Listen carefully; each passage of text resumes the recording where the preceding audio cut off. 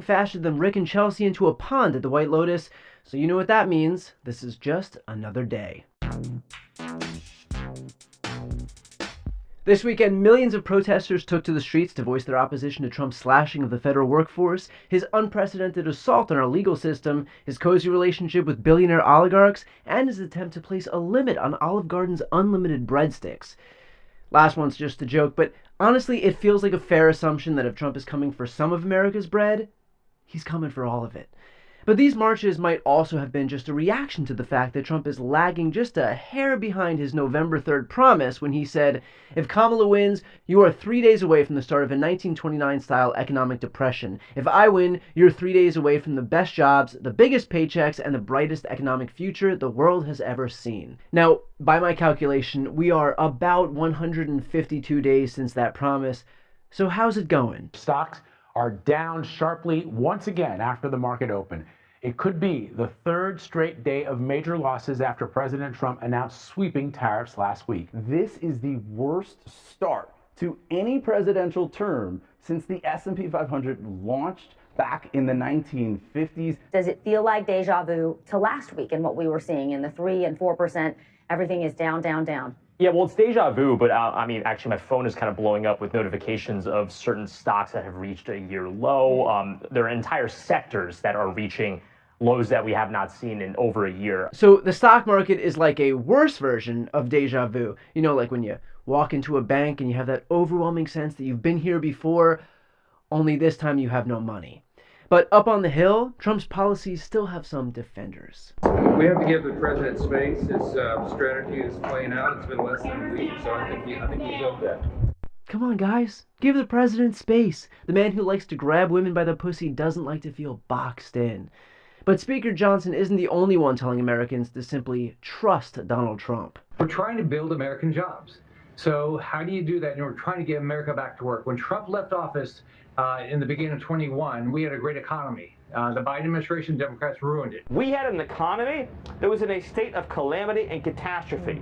President Trump's policy of reshoring our supply chains, pushing for total expensing of capital gains, eliminating regulation, eliminating intrusive Green New Scam environmental rules, pushing for the biggest, broadest tax cut in American history, and reducing taxes on American workers, including ending taxes on tips, ending taxes on overtime, ending taxes on Social Security. This economic program is the single most important program for American wealth, prosperity, and rejuvenation that we've ever seen in this country. And people with used cars, their used cars are going to be worth a little bit more, and when it's worth more, they have more down payment, they have more equity, and they can make their payment less than it was. So it's time for a total reset.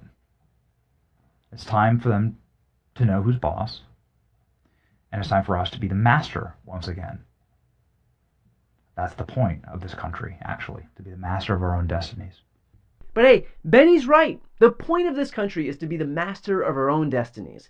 You know, so long as you're not gay, trans, black, brown, an immigrant who became a legal resident, a refugee, working class, a resident of blue state, or pretty much anyone who isn't a white Christian male praying at the altar of the God King.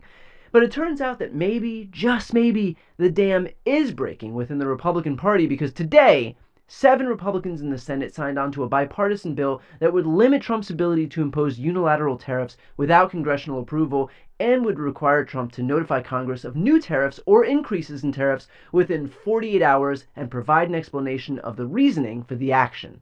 And I gotta say, this is adorable. Republicans are trying to place rules on the monster who they helped create.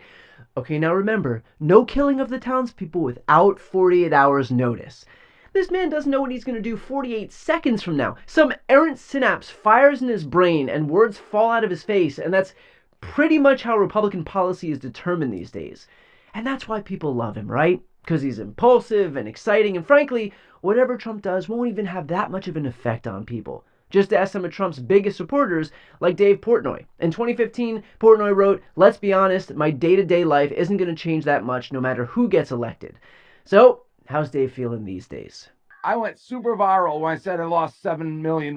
I'd kill to be back to losing $7 million. I haven't even looked. If I had to guess, I'm down in these last 3 days, probably close to 20. I don't know, like 10, 15% of my net worth, poof. But I'm still here. That's the game. That's what I'm in. Like, do I like it? No. Am I crying? Am I like, oh, woe is me. I wish I voted for Kamala? No. Do I wish this didn't go down like this? Yes. Am I in this to make money? Yes. Do I wish I had that money in my investment portfolio? Yes. Well, Dave, I wish I could be more helpful here, but at a bare minimum, you might want to look down because if you just drop your crack tag, there's a chance of $1,000 waiting for you. I know it's not much, but hey, desperate times. How about Meghan McCain? On March 4th of this year, McCain wrote, "Inject every single one of these policy proposals into my veins. In my veins." I'd hate to be Meghan McCain's assistant, standing there with a needle dictating copy from Trump's executive order freeing the insurrectionists. But today was a little bit different. I don't claim to be a financial expert, but there are so many hypocritical talking heads on TV talking about how they don't care about losing money or they don't care about being in financial pain for a while. Look, I think I see what's going on here. This is what many economists call the Johann Schmidt theory. It's when you want something injected into your veins and expect a certain result. See, Meghan thought Trump's policies would make us all, but it turns out it's been a bit of a disaster. But how about Aiden Ross, the famed streamer, Trump supporter, and one-time guest on So You Think You Can Make Choreographers Cry? So how's Aiden feeling about those dance moves right now? Guys, you want me to be honest with you? I don't know how many of you guys are invested in crypto or stocks. What the fuck is going on with our country? Guys, why am I poor? Like, what is going on in the world right now? Why the fuck is this going on? Can somebody please explain what's going on? Why are we all losing? Why are we all negative right now? Like, does anybody know why? I know why. It's because you thought it would be cool to staunchly support a guy who doesn't understand the first thing about the economy while dancing to the YMCA, and now you have to live at one. Any billionaires want to turn on Trump? We are starting to hear from some notable billionaires speaking out. Bill Ackman, who endorsed Trump and has been a very outspoken supporter of elements of the Trump agenda. He is basically pleading with the president to change course. He put out this tweet last night. He said that the president... lengthy statement, yeah. It was. Most of his are. But he said that the president has an opportunity on Monday to call a timeout and have the time to execute on fixing an unfair tariff system. He said, alternatively, we are heading for a self-induced economic nuclear winter, and we should start hunkering down. That's right, a nuclear winter, which, in case you're thinking of prepping, better save up, because the Outdoor Industry Association recently released a statement saying tariffs will hurt outdoor companies.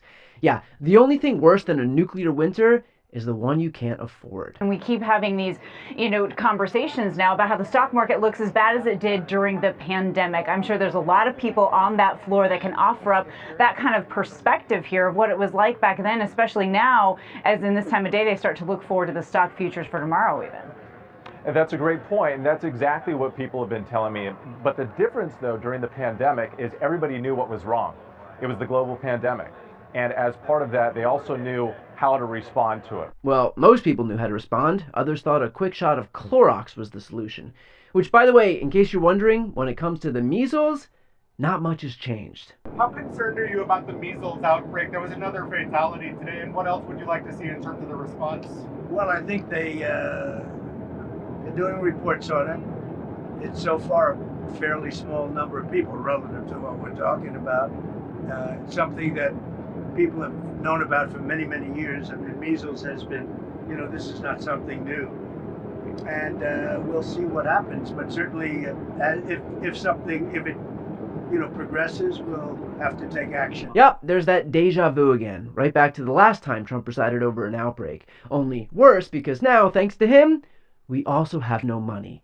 The reality is that this president is just so wildly unprepared for every situation. He thinks the world is going to bow down to him, but he is sorely mistaken. The EU is proposing 25% tariffs on goods, and China is possibly coordinating with Japan and South Korea in response to Trump's tariffs.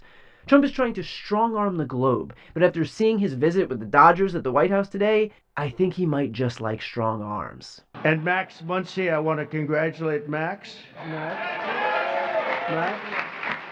Come here, Max. Arms are very strong when I touch them. I'm used to shaking politicians and hitting their arm, and it's like Jell-O. And now it's like And now it's like steel, all these guys. Quit putting the crunch on our economy and just join a fucking gym.